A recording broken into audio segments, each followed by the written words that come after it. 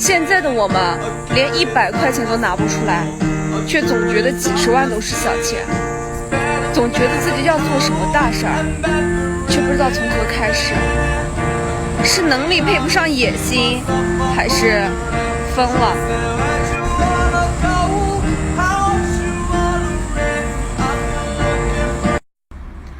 抬头看看这座陌生的城市，不知道何时才能有一个属于自己的家。独自一人在陌生的城市打拼，可有工作的地方没有家，有家的地方没有工作。他乡容不下灵魂，故乡安置不了肉身。一个叫家的地方找不到养家糊口的路，一个找到养家糊口的地方却安不了家。从此便有了漂泊，有了远方，有了无穷无尽的牵挂。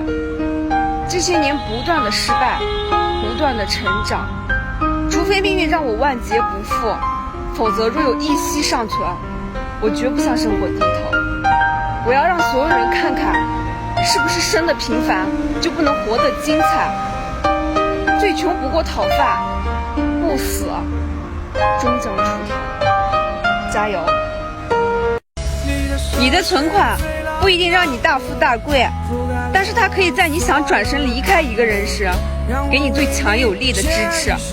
你存的不是钱，而是你的底气。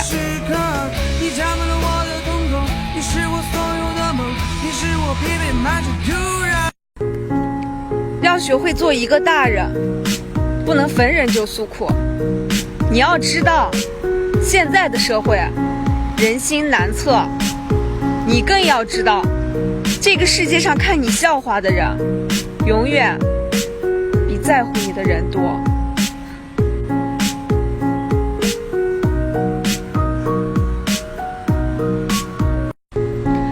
有的人呢，手机从来不离手，不管是出门还是在路上，总是时不时拿出来摆弄两下，其实就是解锁一下屏幕，滑动两下桌面，看一下时间，然后再锁屏，过一会儿呢再操作一遍，其实就是为了掩饰自己一个人时的孤独和尴尬，对吧？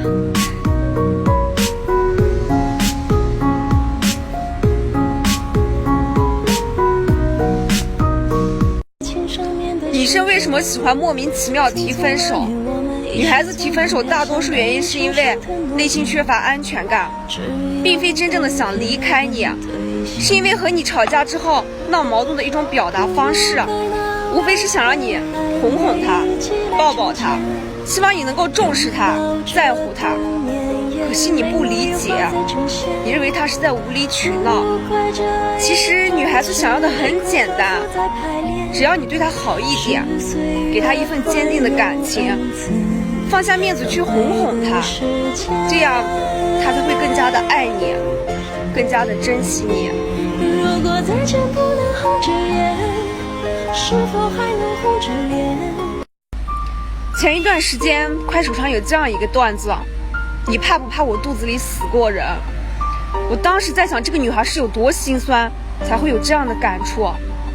我点开视频，下面有一个评论说，我为我前任做过2次手术，每一次手术带来的疼痛都不只是身体上的，心理上的折磨让我不敢再怀孕。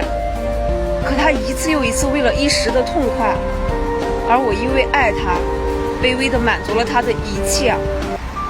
可最后他厌倦了，随便找了个借口便和我分手。